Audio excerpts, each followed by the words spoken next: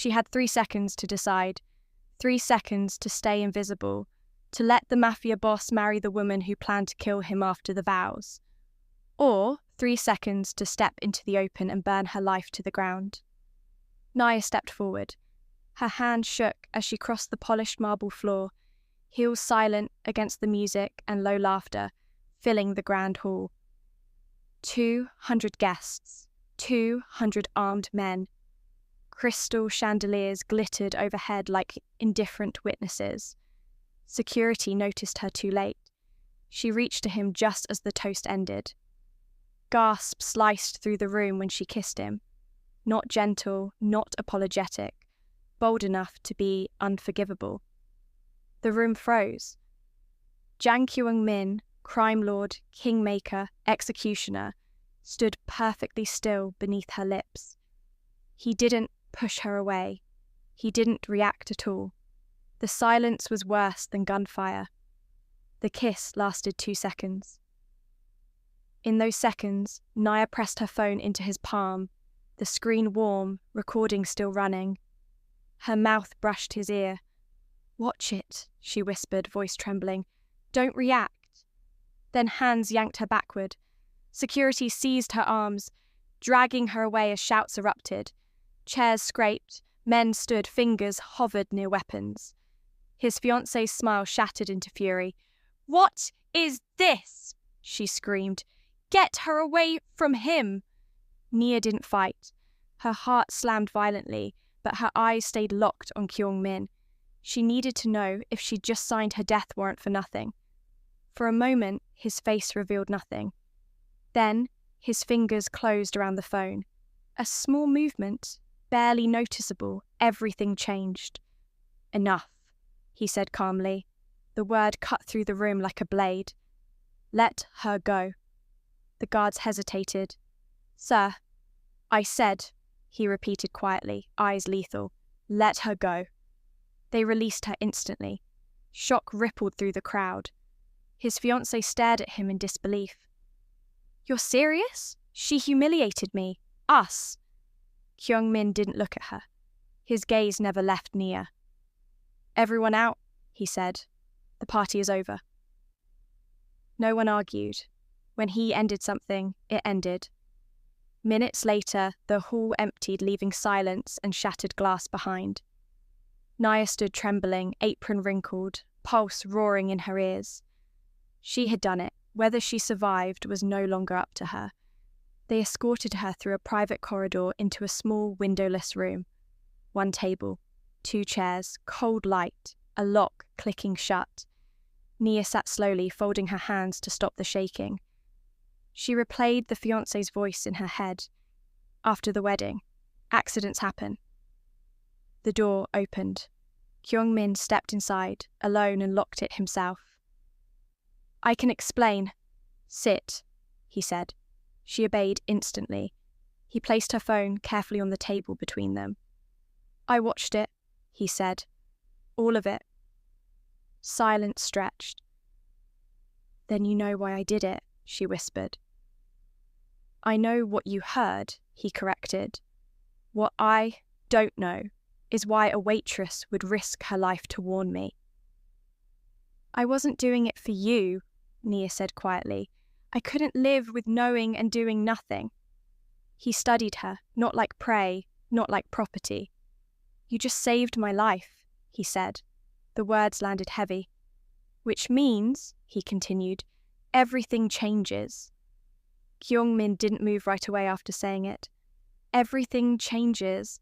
He stood at the edge of the small room, studying Nia like she was a variable he couldn't yet calculate. Not the dismissive stare of the guests outside, but something sharper, intent, cautious, curious. "You're staring," Nia said, forcing steadiness into her voice. "I'm deciding," he replied. "Deciding what?" "Whether you're reckless," he said evenly, "or extraordinary." Nia let out a breath that almost sounded like a laugh. "I don't feel extraordinary." "No one ever does." He unlocked the door and opened it. 2 guards appeared instantly in the hall, rigid with alertness. "Escort her," he ordered. "No restraints." The guards blinked, as surprised as she was, then obeyed. They moved through corridors Nia didn't know existed. Quiet halls, private elevators, routes built for disappearing. Somewhere behind closed doors, the muffled chaos of the ruined engagement party still echoed. Once a woman's voice cut through, high, hysterical, before a door swallowed it again. Nia flinched. "She won't touch you," Kyung-min said without looking back. "Not now." It should have comforted her, but the words carried a warning. Not now, meaning later could still exist. In the underground garage, a black sedan waited, with its engine running. Kyung-min opened the door himself and gestured. Nia hesitated. "I'm not under arrest." "No," he said simply. She slid into the back seat. The door closed, sealing her into leather and quiet. The moment the car pulled away, her body betrayed her. Her hands shook violently and she pressed them together, ashamed, as if fear was something she should be able to hide. Kyung-min watched her from the opposite seat. "You're safe for now," he said. "Breathe." Nia tried. Failed. Tried again. "I didn't think I'd make it past tonight," she admitted. "I really didn't." "You did," he said, "because you acted." City lights smeared across the windows like blurred stars. After a few minutes, her breathing slowed, though her heart still thundered. "Why didn't you ask more questions?" she finally whispered. "I already asked the important ones." "And you trust my answers?" "I trust the recording," he said. Then, after a beat, "and my instincts." Nia glanced at him. "And what are they saying now?" "That you didn't do this for money." She scoffed weakly.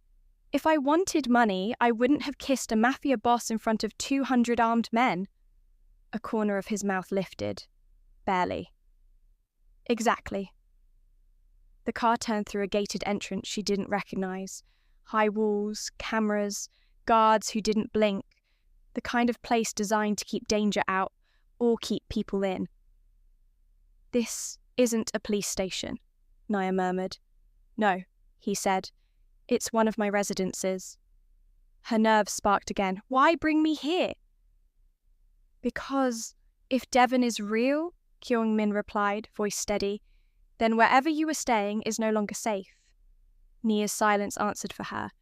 Inside, the house was quiet in a way that felt unnatural, minimalist, controlled, intimidating. Nia suddenly felt painfully small in borrowed calm, still wearing a waitress uniform stained with wine and panic. Kyung-min handed her water. She drank like she hadn't realized she was thirsty until now. "Sit," he said, motioning to a couch. Not across a table this time. He sat opposite her, leaning forward. "Tell me everything," he said. "From the beginning." Nia's throat tightened. Then she told him. About Devon's charm, the slow turns into control, the monitored phone, the isolated friendships, the threats disguised as love. The first time he hit her, and the tears afterward, the promises that meant nothing. Kyung-min's voice stayed quiet. "How many times did it happen again?" Nia lowered her gaze. "Enough that I stopped counting." She told him how she ran, how Devon followed, how the police told her to change her number, as if fear could be boxed and carried. "And tonight?" he asked. Nia met his eyes. "Tonight, I couldn't disappear anymore." Something shifted in him, subtle but real. "That man won't touch you again," Kyung-min said. Nia wanted to believe him so badly it hurt. "And your fiancé?" she asked. "She won't let this go." "No," he agreed. "She believes she's smarter than everyone else." Nia swallowed. "Is she?" Kyung-min's eyes darkened. "She was," he said, "until tonight." "Dasat." The next morning, Kyung-min appeared at her door with his sleeves rolled up, tattoos visible along his forearms, like warnings written in ink. He looked tired in a way power couldn't hide. "I had my people look into Devon," he said. Nia's stomach dropped. You found him? Yes. Is he... She stopped herself, throat tight. Don't tell me. Kyung-min studied her. Why? Because if I know you hurt him for me, Nia said quietly, I won't know what to do with that. Something in his expression shifted, brief, unreadable. I haven't touched him, he said. Yet. Relief and dread tangled in her chest. Then why are you here? She asked.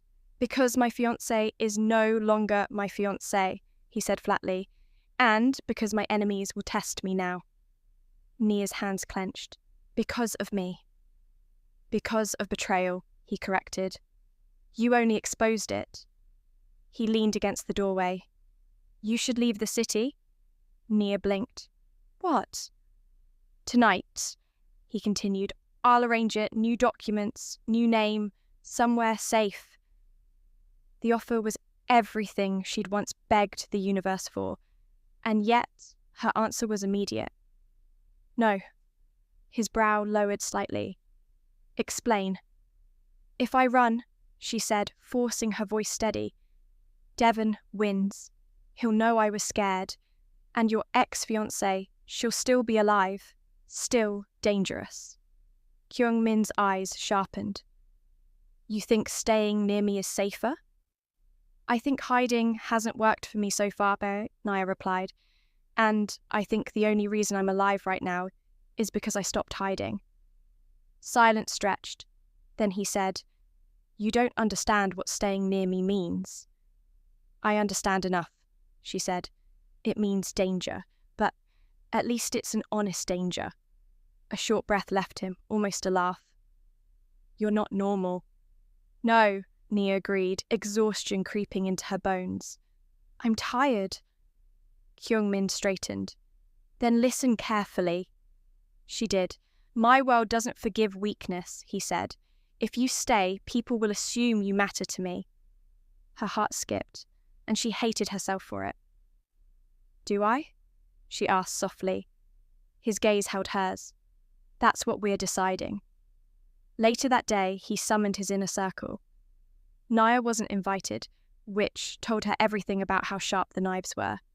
She paced the living room, fingers worrying the hem of the borrowed sweater. Her phone was gone, confiscated for security. Without it, she felt stripped, exposed in a way that made her skin prickle. Hours dragged. When Kyung-min returned, his jaw was tight, his movements precise.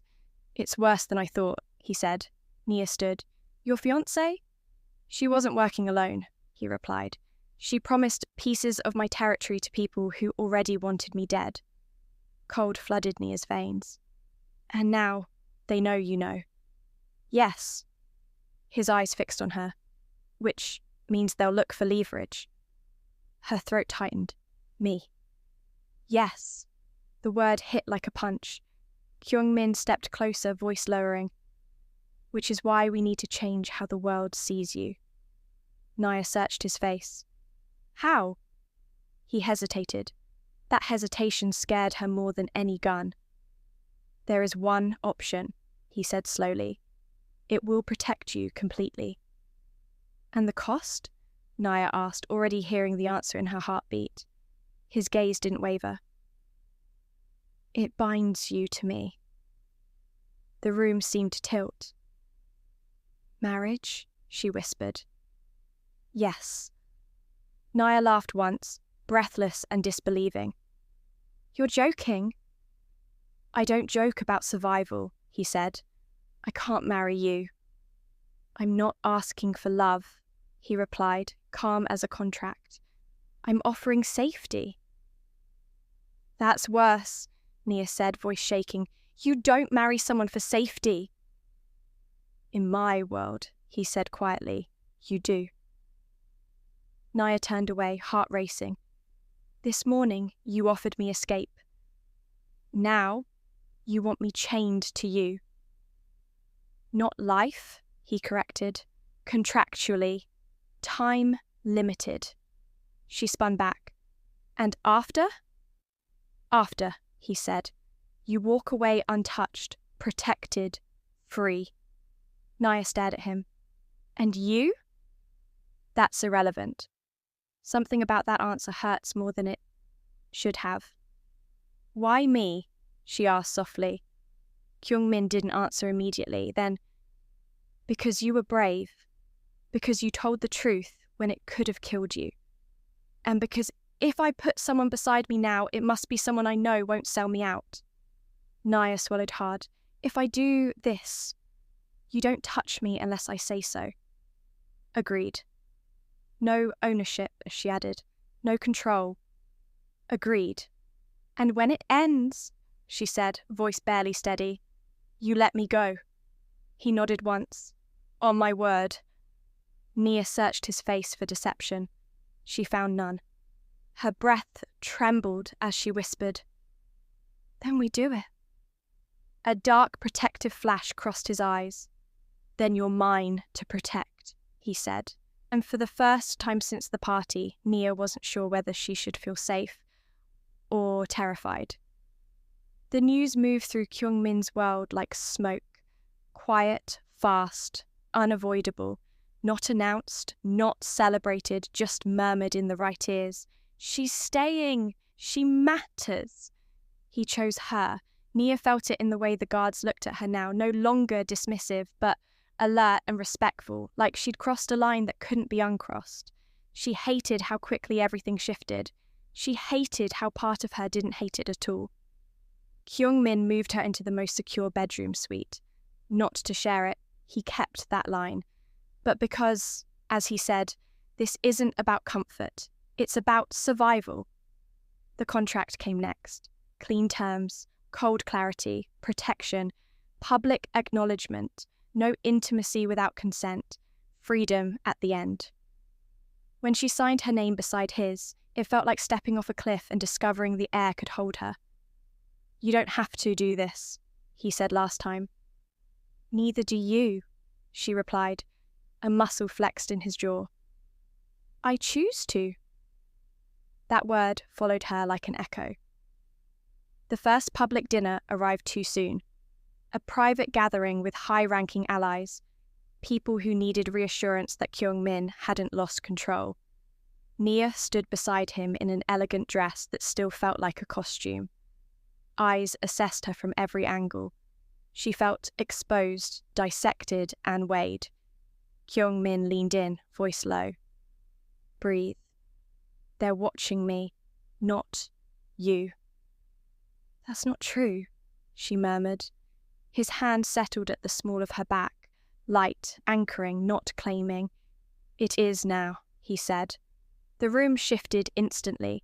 Smiles tightened, voices softened. Men chose their words like weapons being set down. Nia understood then what it meant to be his wife, even in name. Power by proximity.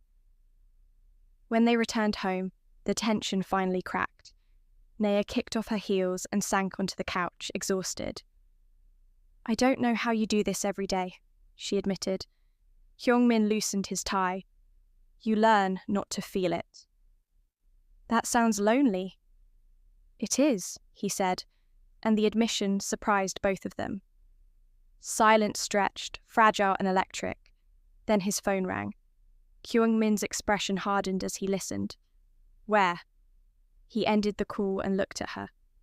Devon made contact. Nia's blood turned to ice. With me? No, with someone who knows you.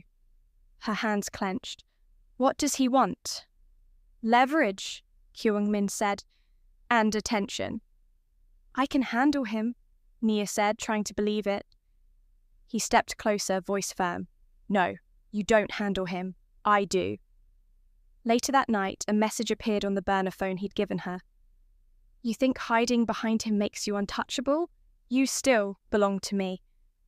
Nia's hand shook as she handed the phone to Kyung-min. He read it once. His face didn't change, but the air did, like a temperature drop before a storm. He's testing boundaries, Kyung-min said, seeing how far he can go. And if he doesn't stop? Nia whispered. He will, Kyung-min replied. Cold certainty. The next day, the war became personal. A photo arrived, her younger sister, bruised, tired, alive. A message beneath it, "Come alone, or she dies." Naya swayed. The room narrowed. Kyung-min caught her instantly. "He wants you emotional," he said, voice like steel. "Sloppy." "I'll go," Nia choked. "I'll talk to him." "You won't," Kyung-min snapped, then softened at once. "I won't lose you or her." He barked orders, the house erupting into motion. Guards moved, phones rang, doors locked. Nia grabbed his arm. "Promise me you won't kill him just because you're angry." Kyung-min looked at her, really looked. "I promise," he said quietly. Then, with brutal honesty, "I'll kill him because he deserves it." Hours later, Kyung-min returned. Naya was waiting, knees drawn up, eyes red but awake. "My sister?" she begged. "She's safe," he said immediately. "Already on a plane, new identity, protected." Nia collapsed into him, sobbing into his chest. He held her without words. When she finally pulled back, she whispered, "You killed him." "Yes." "Do you regret it?" "No," he said, "but I regret you needed me to." Naya wiped her tears. "Then this ends. This life. For us. I won't be the reason you keep killing." Kyung-min went still. Then he reached into his jacket, pulled out the contract, and tore it in half. Once. Twice. "I don't need a contract anymore," he said softly. "I need a choice." Nia's heart hammered. "Mine?" Silence wrapped around them. "I love you," Nia said suddenly. The truth broke free. Kyung-min closed his eyes like it hit somewhere deep. "I've loved you since the moment you chose my life over your safety," he admitted. "I just didn't think I deserved to say it." Naya stepped closer. "Do you still think that?" "No," he whispered, "because you're still here." They kissed them, certain, not careful, no pretending left. And for the first time, the danger wasn't what held them together. Choice was.